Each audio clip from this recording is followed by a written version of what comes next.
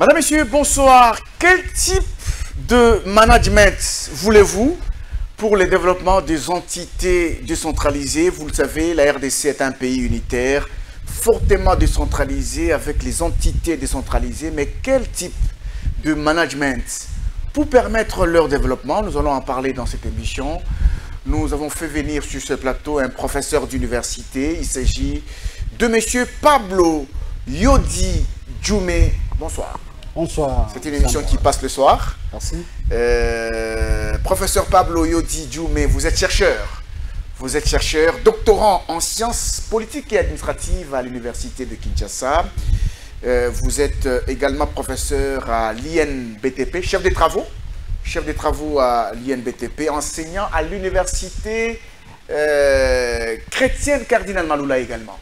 Merci, je voulais porter quand même un correctif là, parce que la plupart des professeurs en thèse, ils sont tellement jaloux. Donc, ok. Je suis chef de travaux, et donc je suis doctorant de l'université de Kinshasa, comme vous venez de le dire. Et donc c'est un peu quelque... D'accord. On appelle ça l'honnêteté scientifique. Exactement. Chef des travaux, Pablo Yodi Djoumé, merci d'avoir accepté notre invitation parce qu'aujourd'hui nous voudrions un peu... Vous avez fait beaucoup de publications, nous allons parler de vos publications. Vous êtes doctorant, comme je viens de le dire, en sciences politiques et administratives à l'université de Kinshasa. Et là, nous avons soulevé une question en rapport avec les entités décentralisées de notre pays. On veut savoir quel type de management il faudrait à ces entités décentralisées pour leur développement. Mais bien avant ça, notre pays est unitaire, fortement décentralisé. Lorsque vous observez le pays par rapport à la forme, quel constat faites-vous? Merci, M. Ambroise, pour l'invitation. Et avant de commencer, je voudrais quand même placer un mot sur la nomination de la distinguée la Première Dame. Et nous avons remarqué qu'il y a une violation de la Constitution. Violation de la Constitution? Exactement. Dans quoi? Et donc, si nous jetons un coup d'œil à l'article 78 de la Constitution, je peux lire. Allez-y. Le président de la République nomme le Premier ministre au sein de la majorité parlementaire, après consultation de celle-ci. Point.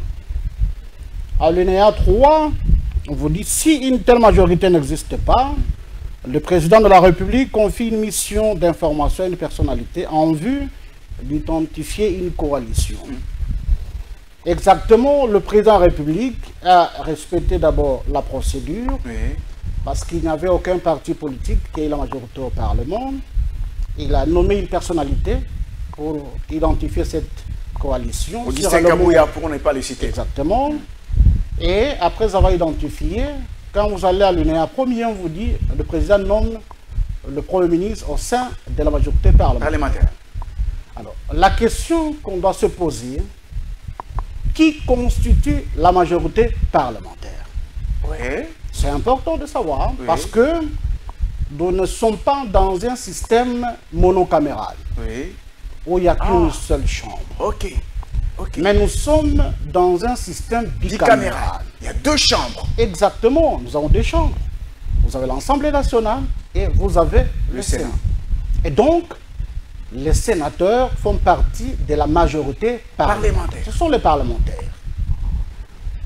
Bien avant qu'on puisse nommer ce Premier ministre, on devrait attendre les élections sénatoriales et identifier maintenant si réellement que... Parce qu'il peut arriver qu'il y ait un parti qui renfle presque la totalité de la chambre basse et de la chambre haute. Et que ça peut basculer. Mais pourquoi nommer le Premier ministre et dans la majorité de l'Assemblée nationale au lieu de la majorité parlementaire? Là, il y a un problème.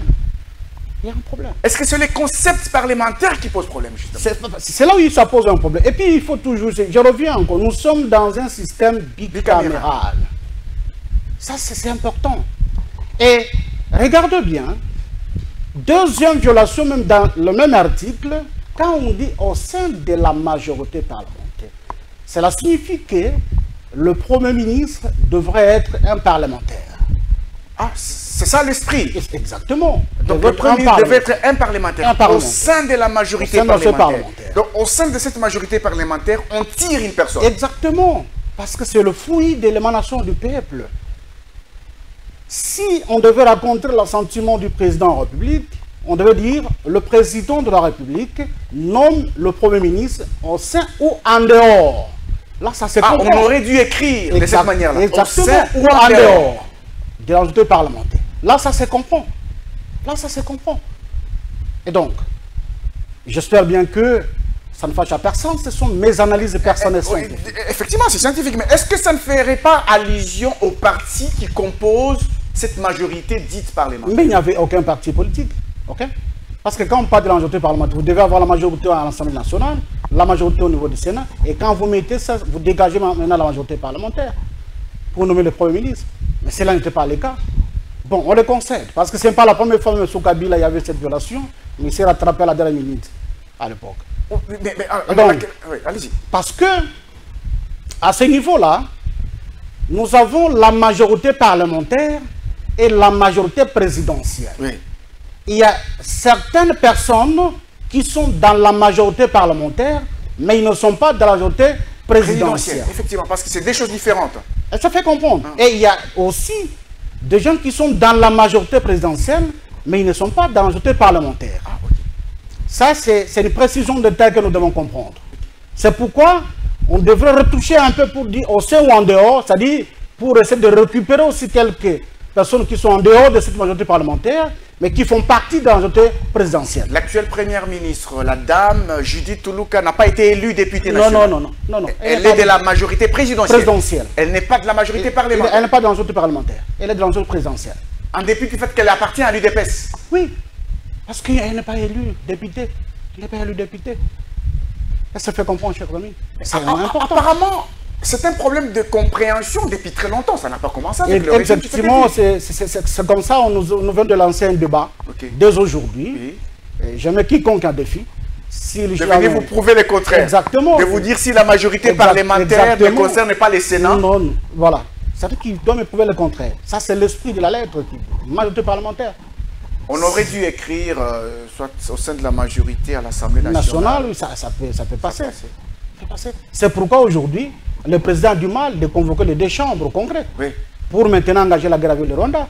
Parce que ces sénateurs là-bas, même s'ils attendent, ils n'ont pas le pouvoir quand même de décider. Vous comprenez? Donc il faut attendre après les élections qu'on on a un bureau définitif du Sénat, un bureau définitif de l'Assemblée nationale. Alors, et puis la question que je vous pose maintenant à ce niveau, par rapport à cette faute-là qui n'a pas commencé aujourd'hui, la nomination d'un Premier ministre au sein de la majorité parlementaire, est-ce la faute du législateur ou la faute de celui qui exécute, le président de la République par exemple? Le président n'a aucun problème parce qu'il est entouré par des conseillers, il y a des juristes, il y a des politologues.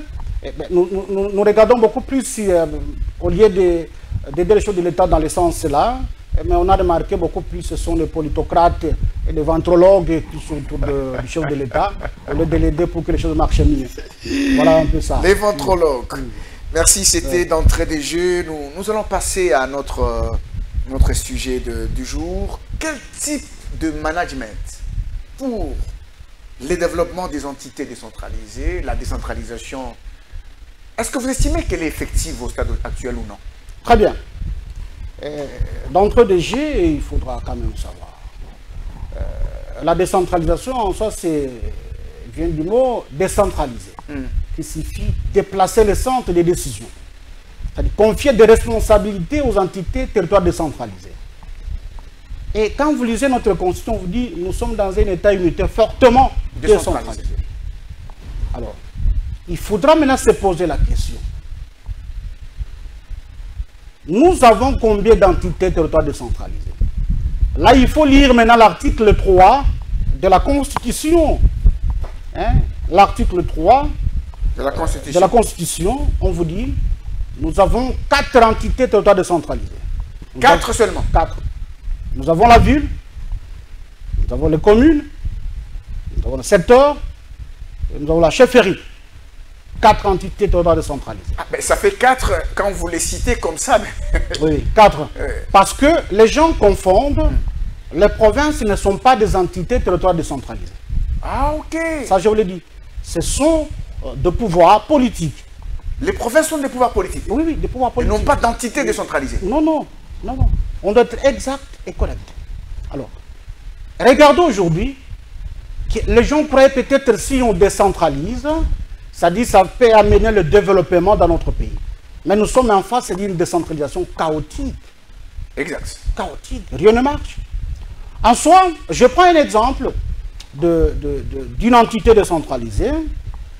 Par exemple, vous prenez la commune. C'est une entité décentralisée. Et dans chaque entité décentralisée, ils ont deux organes délibérants. Vous avez le conseil communal et le collège exécutif communal. Dans le conseil communal, c'est ce que vous appelez le conseiller communal. C'est un petit parlement au niveau de la commune. Qui viennent de commencer exactement. Cette année. Le collège exécutif communal, c'est un petit gouvernement où on voit le bourgmestre et son adjoint, y compris les échevins, comme un petit ministre qui fonctionne au niveau de la commune. Exactement.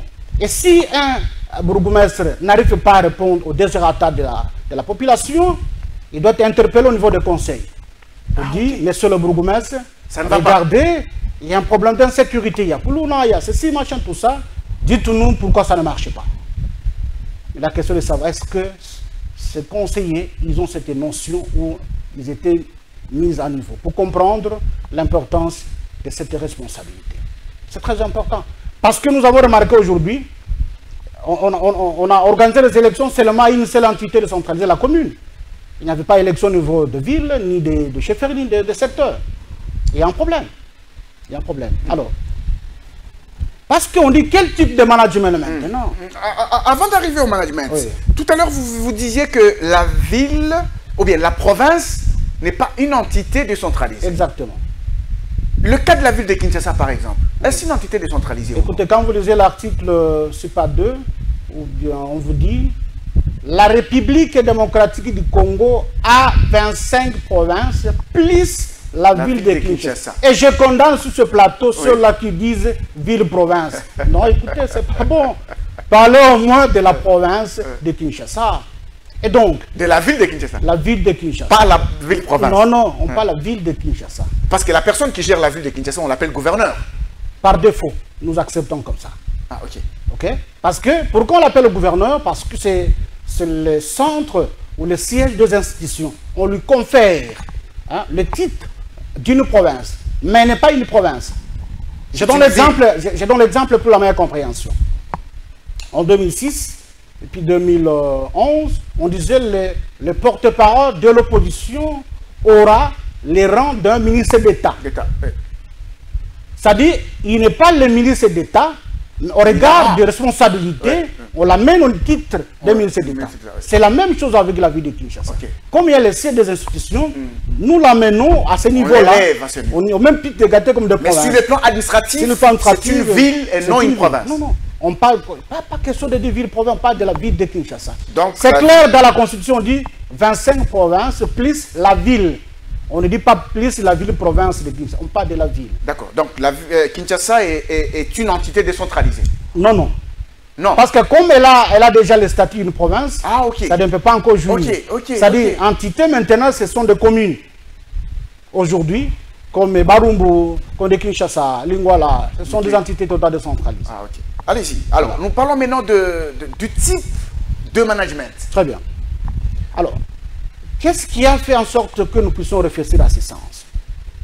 Si vous lisez l'article 175 de la Constitution, alinéa 3, on vous dit les recettes à caractère national sont retenues à la source. Ok? Les recettes à caractère national. Retenues à la source. Retenues à la source. C'est-à-dire, les provinces pouvaient retenir à la source et donnent maintenant au niveau des entités décentralisées. Alors, la plupart des animateurs n'ont pas compris, et puis ce sont des gens qui s'attribuent des compétences pour récupérer toutes les recettes. Alors, maintenant, la question maintenant on se pose, quelles sont les recettes qui font partie de recettes en caractère national? Ah, ok. Ça fait comprendre. Okay. Là, je vous amène maintenant de lire la loi numéro 08/012 du 31 juillet 2008 portant les principes fondamentaux de la libre administration des provinces à son article 55. C'est expliqué là-bas. C'est clair. Parce que vous avez des recettes de GDA, de GI, tout ça, oui, qui font l'objet de la retenue à la source. Il y a des recettes de pétrolières qui font partie des recettes qui font l'objet de la retenue à la source. Alors, étant donné que ce sont des recettes à caractère national, et donc le pouvoir central a la possibilité ou a le pouvoir d'organiser la manière de rétrocéder aux entités décentralisées. Oui. C'est pourquoi vous devez faire la différence entre la rétrocession et la rétention. Et la rétention. Donc, la rétrocession lorsque les recettes appartiennent au pouvoir central. C'est le cas où nous sommes maintenant. Oui. La rétention lorsque les recettes appartiennent aux provinces. Et là où nous sommes dans la rétrocession, l'État va rétrocéder maintenant, parce qu'il y a plusieurs sortes de rétrocession, soit par rapport à la mobilisation des recettes de chaque province, mais après mes études, j'ai compris qu'il y avait seulement 3 provinces qui contribuaient à cette... Il y a Kinshasa, il y a aussi le Grand Katanga à l'époque, oui, et puis il y a le Congo central. Oui. Vous comprenez? Et ces 3 là. Ces 3. On a remarqué, si nous donnons seulement la possibilité de retenir la source, d'autres provinces risqueront de devenir comme des provinces pauvres. C'est pourquoi on nous a amené dans l'article 181 de la Constitution, oui, qui parle de la caisse de péréquation. Oui, oui. Avant la caisse de péréquation, avant d'aller plus loin, vous avez évoqué l'article 175 de la Constitution, l'alinéa 3, qui nous parle de la retenue à la source, des recettes à caractère national. Vous avez cité la DGDA, les taxes pétrolières, ainsi de suite. Dans vos recherches, est-ce que cette retenue à la source est-elle effective ou non? Ça a handicapé les gens, c'est pourquoi le pouvoir central a jugé bon de parler de la rétrocession. C'est-à-dire, vous mobilisez de recettes, oui, vous envoyez au niveau central, oui, maintenant le pouvoir central, vous restituez au niveau des provinces, maintenant les provinces doivent restituer aussi au niveau des entités territoriales décentralisées. Et c'est lourd? C'est là où ça pose maintenant un problème. La machine est lourde. Effectivement, c'est là où ça pose le problème. C'est pourquoi je me suis dit, est-ce que faudra-t-il attendre cette rétrocession ou nous devons avoir des bourgmestres managers à la tête de ces entités-là? Des bourgmestres managers. C'est-à-dire, c'est quelqu'un qui a l'innovation, la créativité. Oui. Parce qu'il ne peut pas seulement attendre la rétrocession. Oui. Oui. Ça fait comprendre. Oui. Il doit avoir l'innovation, l'esprit d'ouverture. Pour dire, voilà, dans mon entité, voilà ce que je dois faire. La loi les lui autorise. Exactement. Parce que quand vous lisez la loi, il y a les attributions dévolues aux entités territoriales décentralisées. Je donne l'exemple. La gestion de parking, ça fait partie des attributions des entités territoriales décentralisées. C'est pourquoi j'ai dit, on peut parler de management de parking. Ok. Le management de parking. Je donne l'exemple aujourd'hui. Regardez seulement la ville de Kinshasa, la commune de la Gombe. Tous ces véhicules qui partent. À qui profite ce recette-là? C'est peut-être au chèque, mais la commune ne reçoit rien. Alors, si le bourgmestre avait cet esprit managérial, la créativité, l'innovation, il dit non, je crée un service de gestion de parking. Parce que la loi m'autorise de créer ça. Oui. M'autorise. En tant que bourgmestre. Bon, imaginez que par jour, tu vas mobiliser combien de recettes? Par jour. Par mois, c'est combien? Donc, je propose directement à nos amis qui nous suivent que la gestion des entités décentralisées, voilà d'abord la première attribution qui vous donne la compétence de créer. Oui. Vous créez. Ça se passe même en France. Hein? C'est-à-dire quand vous parquez votre véhicule, les heures que vous avez fait, vous devez payer, on vous facture, vous payez. C'est seulement au Congo. Et ça c'est un seul exemple que vous donnez. Un seul exemple. Ils peuvent en créer autant. D'autres, il y en a beaucoup. Je donne un autre exemple. Vous avez aujourd'hui, presque dans toutes les communes, il y a des endroits où on est en train de nettoyer les véhicules. Oui, justement. Ça par les particuliers. C'est de l'argent qui est dans les poches des individus. Exactement, par des particuliers. Les bourgmestres pouvaient se saisir de ça, organiser tout un service. Que ça soit étatique. Exactement. Et pour dire, ces gens qui travaillent là-bas, vous êtes engagé à la commune, vous serez payé par mois. Oui. Ils sont identifiés. C'est bon comme proposition, mais lorsqu'on regarde la mentalité des Congolais, l'adhésion à cette démarche... C'est ça, ça pose un problème. C'est pourquoi nous sommes en train de travailler avec mes collaborateurs pour déposer un document officiel au gouvernement pour essayer de prendre connaissance à ça. Parce qu'un Congolais, je ne sais pas si c'est rester d'avoir très peu pour dire oh, non, notre mentalité, mais il faut quand même aider l'État aussi à aller en avant. Et nous sommes prêts à aider l'État. Alors, je reviens à l'article 181 de la Constitution. Vous parliez tout à l'heure de la caisse de péréquation qui avait été organisée parce qu'on avait remarqué avec la rétrocession, il n'y avait que 3 provinces, Kinshasa, Congo central et le Grand Katanga, qui mobilisaient beaucoup de recettes. La caisse de péréquation, a-t-elle été alimentée ou non? Je pense qu'à mon humble avis, ça n'a jamais été alimenté. Quand je dis que ces 3 provinces qui alimentaient la caisse de l'État, cela ne signifie pas que d'autres provinces ou des provinces pauvres, non. Vous prenez les 2 Kasaï, où on exploite les diamants. Mais on a mis les diamants à Kinshasa. Le PIB, qui profite du PIB? C'est Kinshasa. Mais Kasaï, c'est non. Ça se fait comprendre. Kasaï, non. C'est pourquoi l'État dit non, non. Parlons de la rétrocession que de la retenue à la source. Sinon, nos provinces risquent de rester pauvres. Parce que nous sommes dans une situation que les gens doivent comprendre. Est-ce que purement nous sommes dans une décentralisation ou nous sommes vers le fédéralisme qui est en gestation? Ah, ok. C'est la question qu'on doit se poser. Est-ce que nous sommes dans une décentralisation ou nous sommes dans le fédéralisme? Nous sommes vers le fédéralisme. En gestation.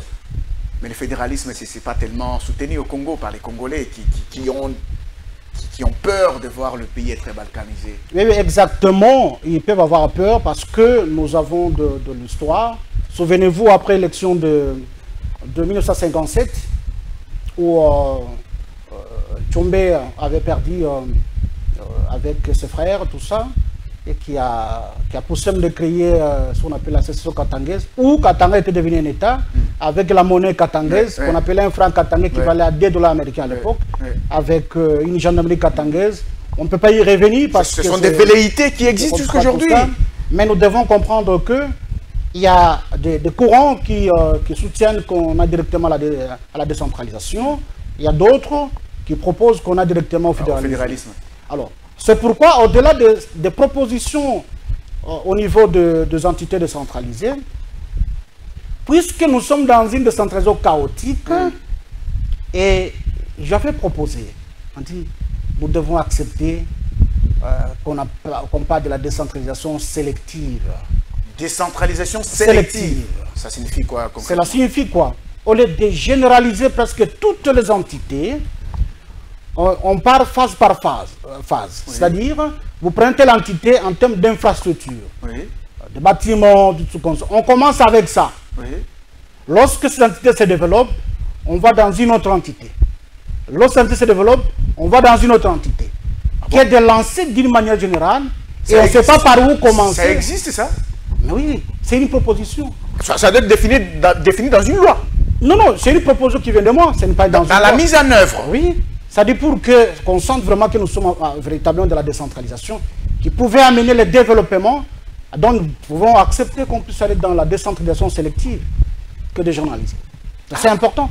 La décentralisation sélective. C'est important. Mais est-ce que l'échec de la décentralisation est lié à quoi selon vos recherches? D'abord, la décentralisation, l'échec de ça, d'abord, il n'y a pas l'appropriation de différentes lois par la population, voire même par les animateurs. Et l'ignorance aussi des animateurs au niveau local, de différentes lois. L'ignorance des animateurs au niveau exactement. De différentes lois qui leur donnent des prérogatives. Exactement, c'est-à-dire aujourd'hui, ça nous va faire traîner exactement, on nommait le bourgmestre, et le bourgmestre qui rendait compte à la personne qui a proposé son nom qu'il soit nommé comme bourgmestre ou soit maire de la ville. Vous comprenez? Donc, ça pose un problème. Mais parce qu'il y a des lois qui, avant de nommer des gens, il faudra passer par là. C'est pourquoi, parce que pour ne pas être perdu ou perdre nos gens qui nous suivent, j'ai dit qu'on puisse parler par le management public territorial. Hein? Management public territorial. Le management public territorial. Pour que ces gens-là puissent avoir cette notion. C'est pourquoi je suis allé même plus loin. J'ai dit, bon, parce que certaines personnes, c'est la première fois d'écouter le concept de management, je proposais qu'on crée une école nationale de management, ENAM. une école nationale de management où on forme les animateurs. Exactement.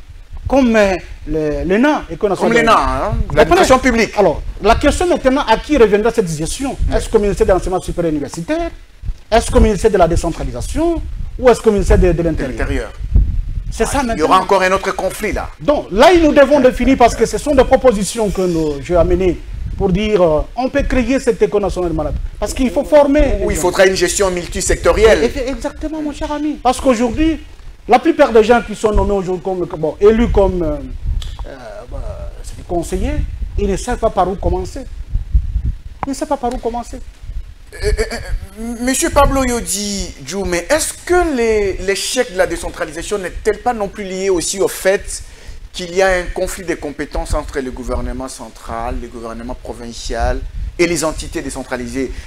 Une sorte de conflit de compétences. Bon, c'est là aussi se pose un problème. Parce que dans la Constitution, c'est clair, il y a des compétences, donc, des attributions dévolues au pouvoir central, il y a des compétences dévolues aux provinces, il y a des compétences ou des attributions concurrentes.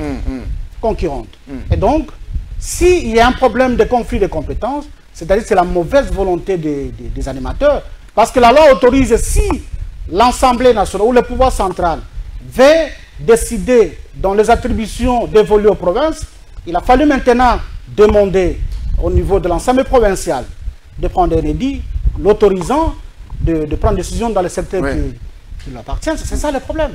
Est-ce que c'est comme ça? Ça pose un problème. Le problème, c'est que la décentralisation telle qu'elle a été pensée, sur le plan de l'intelligence scientifique, c'est quelque chose à louer. Oui, c'est quelque chose à louer, mais ils ont échoué. Mais sur le plan pratique, ça n'existe pas, mon cher ami. J'ai fait le tour avant qu'on arrive le 20 décembre. Mais il faut aller voir les chefferies. C'est une entité décentralisée. Il faut aller voir le secteur. D'ailleurs, là, il y a un problème. D'abord, la chefferie, c'est un pouvoir héréditaire. Oui. Donc, le chef de chefferie, c'est un pouvoir héréditaire. Vous organisez les élections pour élire le chef de chefferie. La loi n'autorise pas. On dit qu'il faut élire quand même son adjoint. Là, ça pose un problème. Parce que même s'il peut commettre des choses, et donc, il n'est pas poursuivable. Il n'est pas poursuivable. À ce niveau-là, nous devons réfléchir. Est-ce qu'on va rester seulement la chefferie comme entité décentralisée, ou on peut récupérer le territoire comme entité déconcentrée, le territoire devient comme entité décentralisée, eh bien on laisse la chefferie comme entité déconcentrée. Alors, pour revenir à la question principale, quel type de management pour le développement des entités décentralisées? On dirait qu'en attendant la rétrocession qui n'arrive pas, les entités décentralisées devraient innover. Exactement. Dans les activités qui peuvent leur apporter de... Je donne encore d'autres innovations, encore vous allez être... Allez-y. Je prends toujours l'exemple d'une entité décentralisée, une commune. Nous sommes dans la commune de la Gombe. Le bourgmestre peut faire une étude. Notre commune a combien d'avenues? Je dis peut-être 200 avenues. Dans chaque avenue, il y a combien de parcelles? Peut-être 300 parcelles. Ils peuvent instaurer le système d'enseignement, au service d'assainissement. Ah, ok. Le management d'assainissement. Où on dit, bon, dans chaque parcelle, peu importe le nombre de portes, vous donnez le fisc seulement 1000 francs. Et puis on prend vos immondices, on va les jeter. Et vous prenez 1000 francs, fois 300 maisons, ça donne combien? Et le montant que vous aurez pour ces 300 maisons, vous le multipliez par 100 envenus. Vous savez combien? Par jour. Et par mois, vous aurez combien? Oui. La proposition est bonne. Vous comprenez un peu ça? La proposition est bonne, mais c'est l'adhésion populaire. Non, non, l'adhésion, comment ça doit se faire? Le bourgmestre doit passer dans la phase de la sensibilisation. La sensibilisation. Ah, il commence par les choses de quartier. Il doit identifier, nous avons combien de quartiers. Il dit, regarde le projet que nous venons avec. Oui. Pour assainir notre commune. Non seulement assainir, c'est pour diminuer le taux de chômage dans notre commune. Parce qu'il faudra engager les gens dans cette commune. Oui. Et aussitôt sensibiliser les choses des quartiers, ces choses des quartiers va convoquer une réunion avec la population de son quartier. Oui. Et une fois terminé, le bourgmestre va faire le tour dans chaque quartier pour sensibiliser. Cet argent, lorsque vous avez cet argent pour le service d'assainissement, ça vous permet d'être en contact avec d'autres communes parce que la loi l'autorise, le partenariat public et privé. Donc, on dit voilà, nous avons besoin de construire nos routes au niveau de notre commune. Ils demandent l'autorisation si c'est la compétence de la ville, parce qu'il y a des routes où c'est le pouvoir central qui s'en charge, tout ça. Eh bien, on va construire des routes. Aussitôt terminé, le bourgmestre a la possibilité d'acheter des véhicules pour faire les taxis, rien que dans sa commune. Ah, ok. Vous comprenez? Et vous savez, peu importe que le tour que quelqu'un peut faire, vous payez seulement 500 francs. Ça fait combien d'argent par jour? C'est tellement intéressant ce que vous proposez. C'est tellement intéressant, mais le problème c'est que il y a une rupture de confiance entre les administrés et les gestionnaires. Et cette rupture, cette méfiance fait que lorsque vous sensibilisez une population, elle vous regarde, elle vous écoute, mais en réalité, elle n'adhère pas.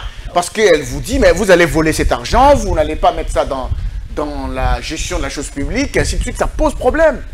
Oui, bon, vous savez, ce que vous dites là, c'est bien parce que la population a peur maintenant avec les détournements que nous voyons ici.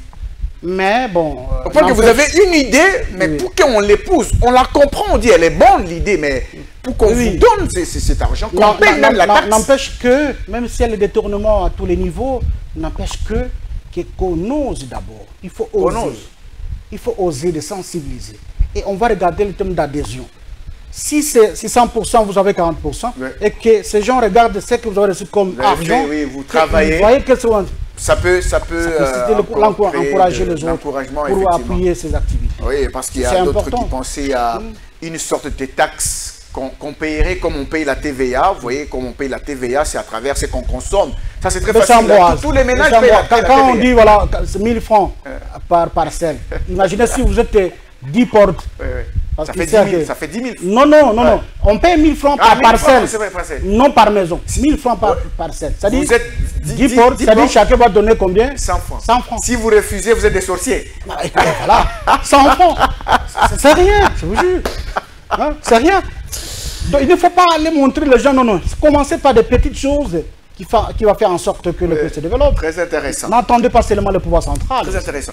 Vous avez fait tellement beaucoup de publications. Je voudrais un peu parler d'une publication. Il y en a plusieurs. Hein. Vous avez publié quelque chose sur la problématique de la rétrocession de 40%. On en a parlé ici avec la rétrocession de... Qu'est-ce que vous avez voulu dire dans cette publication?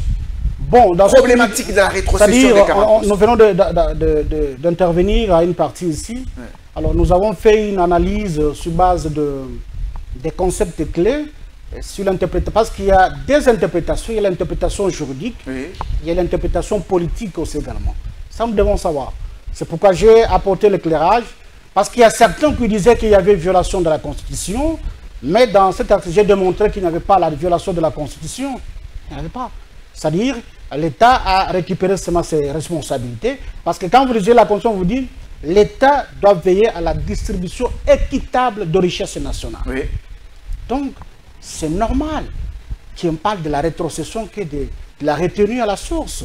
C'est pour permettre à ce que d'autres provinces puissent bénéficier de ces ressources nationales, de ces recettes nationales. Mais est-ce que le problème ne se situe pas à ce niveau? Par exemple, ce qui devrait être retenu à la source doit d'abord être envoyé au niveau central pour être rétrocédé. C'est là où je demande la bonne volonté des politocrates congolais. Parce que quand on envoie 100%, ils voient l'argent. Pour rétrocéder, ça devient un problème. C'est un problème. Pourtant, la retenue à la source, c'était une garantie. Bon, garantie, bien sûr, mais ça applaudissait aussi les autres provinces. Mais il faudra quand même, ces politocrates congolais, puissent avoir l'esprit.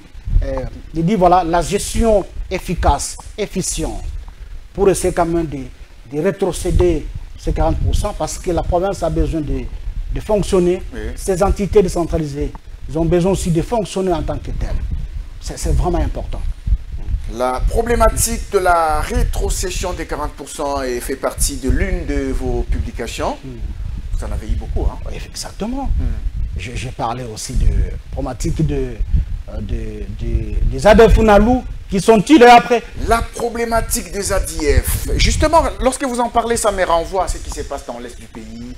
avec la guerre du M23, mais les ADF, c'était même avant que cet épisode du M23 n'éclate, que des tueries à Beni, Boutembo, et ainsi de suite. Qu'est-ce que vous avez voulu dire par là? Mon frère Ambroise Mamba, c'était un sujet très délicat. Mais ça peut demander notre jour pour décortiquer ce sujet. Mais d'entre deux jeux, nous devons comprendre aussi. Il n'est pas question de criminaliser l'État congolais. Il n'est pas question de criminaliser le chef de l'État aussi non plus. Il ne faut plus même criminaliser la communauté internationale. Parce que le Congo fait partie de la communauté internationale. Justement. Mais la question, il faut savoir les causes de cette guerre. L'origine de ces gens, les ADF Nalu. Vous devez comprendre que ces ADF Nalu, ce sont les Bakonjo, les Landais de l'Ouganda, qu'on appelle les Bakonjo.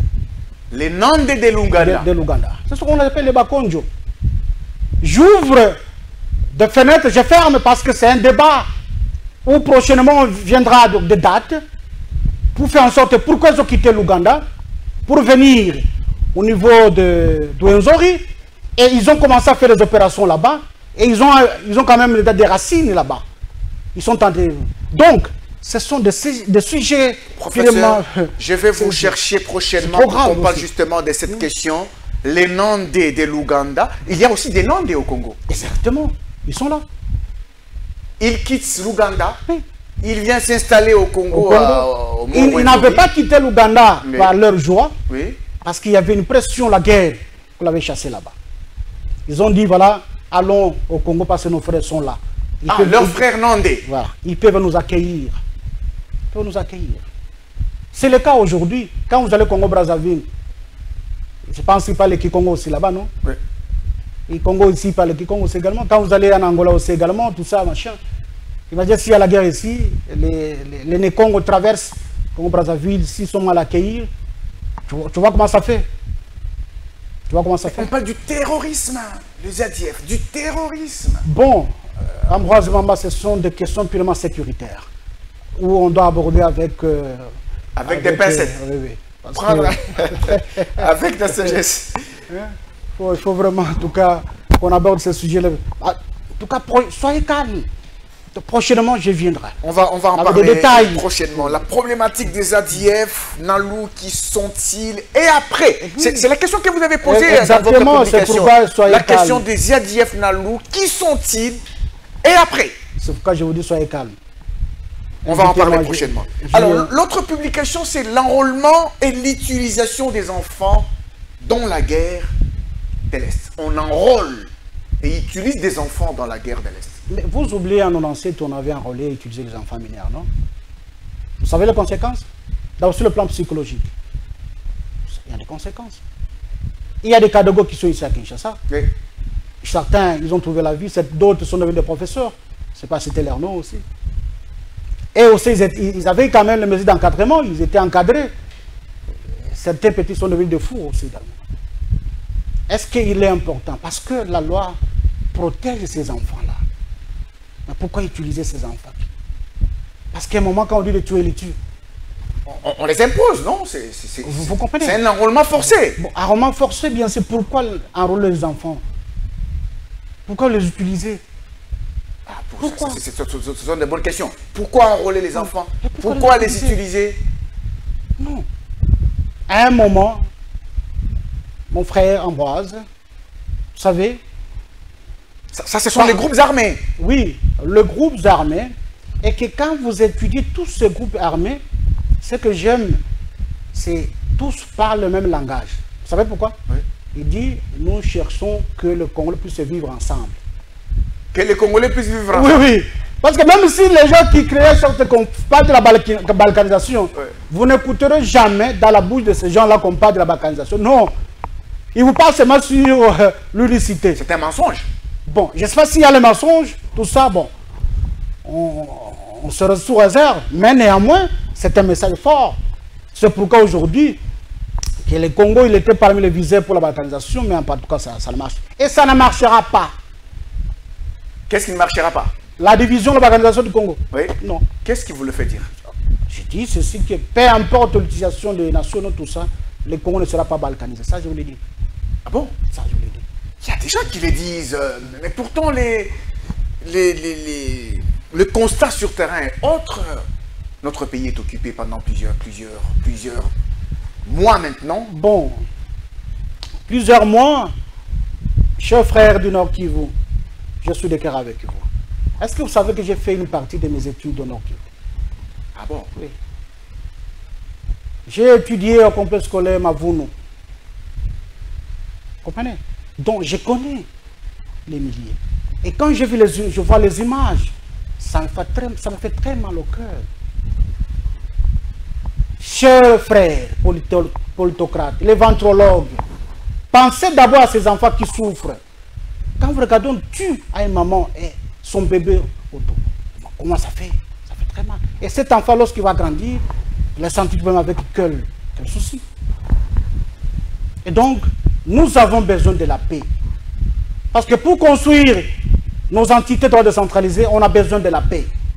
Sans la paix, on va commencer à tourner seulement. Et nous avons besoin de l'adhésion populaire. Monsieur le Président, s'il vous plaît, s'il s'agit de négocier pour trouver la paix. Parce que négocier, ce n'est pas signe de faiblesse. S'il s'agit de négocier, il faut négocier. Avec qui? J'ai dit il faut négocier sans citer à qui négocier. Parce que négocier, ce ne sont même pas des signes de faiblesse. Ce n'est pas signe de faiblesse. Parce que regardez la vie des Congolais. Regardez les compatriotes, la main de souffre là-bas à l'Est. Non, ça fait très mal. Très mal. Oui, mais c'est justement ça la question. S'il s'agit de négocier, le président de la République a dit dernièrement qu'il est prêt à négocier, pas avec l'M23, mais avec le Rwanda, parce que l'M23 est une coquille vide, et c'est utilisé par le Rwanda. Il faut négocier avec le Rwanda. Je pense peut-être tous ces déplacements est en train de faire peut-être pour dénicher qui sont les véritables animateurs de cette guerre. Je pense. Il nous reste quelques minutes, chef des travaux Pablo Yodi Djoumé. Nous rappelons que vous êtes doctorant à l'université de Kinshasa en sciences politiques et administratives. Lorsque vous regardez notre pays actuellement, la situation du pays actuellement, le gouvernement qui ne vient toujours pas, depuis les élections, l'investiture du président de la République, depuis le 20 janvier 2024, toujours pas de gouvernement. Qu'est-ce que vous en dites? Vous savez, quand j'observe la manière dont ces gens se précipitent pour avoir le poste au gouvernement, je me dis c'est pas possible. Posez-vous la question d'abord vous-même à l'intérieur en tant qu'ancien ministre. Qu'est-ce que tu as déjà fait? Ah ok. Ça c'est important. Ils ne sont pas prêts à se poser cette question. Je suis d'accord et je soutiens le président de la République. Lorsqu'il dit ce gouvernement, on n'a pas besoin de voir les autorités morales, ni le président des partis politiques. Ce sont des gens qui bloquent. Et s'il entre dans ce gouvernement, il va bloquer cette dame-là. Ah, ils vont bloquer la première ministre. Les chefs des partis, là. Est-ce qu'ils sont seulement intelligents plus que les autres qui sont dans les partis? Non. Mais c'est eux les chefs des partis. Bien sûr. C'est eux qui ont donné la majorité. C'est là où nous disons ceci que... C'est eux qui ont donné la majorité. Bon, nous en avons parlé, c'est ce qu'on appelle la majorité parlementaire au chef. C'est ça nous disons ceci que, en politique, lorsque vous vous appelez leader, c'est celui qui va faire émerger ce collaborateur. Ah, ok. C'est ça. C'est pas vous-même. Non, non. Donc, il veut à chaque gouvernement, vous êtes là. Je vous dis, en politique, on ne vient pas faire la carrière. Non. Mais chez nous, au Congo, on voit quelqu'un qui a commencé depuis Mobutu, Mouzé, il est là, il croit que c'est une carrière. Ça ne se passe pas comme ça. Soyez honnêtes. Laissez la place aux autres de faire le travail. Faut-il exorciser l'homme politique congolais? Bon, je peux demander, on peut se reprogrammer l'homme congolais. Aïe. On doit faire la reprogrammation de l'homme congolais. Il faut le reprogrammer. Exactement. Il vient d'où celui-là, cet homme politique congolais? Il vient d'où ça me dépasse. Il vient d'où? Qu'est-ce qu'il fait? Vous savez, à quoi il pense? Nous sommes dans une république où, et on dit république, mais démocratique. Où quand on nomme quelqu'un ministre, tout le monde fête. Je me dis, vous fêtez pourquoi? Exactement. Vous fêtez pourquoi? Vous êtes nommé ministre, vous fêtez. Vous fêtez pourquoi? Vous faites passer un message que notre vous allez vous enrichir. Oui, parce que notre tour arrive. Et la nuit, vous allez voir maintenant, la famille va se réunir pour dire, regardez à gauche, à droite, c'est la dernière chance. Oui. Si vous n'arrangez pas, en tout cas, c'est fini. Alors, quand vous fêtez, vous donnez l'impression que ça va aller. Pourtant, c'est une responsabilité quand vous êtes nommé ministre. Alors, moi, je me pose la question, c'est une responsabilité. Vous devez quand même entrer dire, mais en tout cas, je dois réfléchir.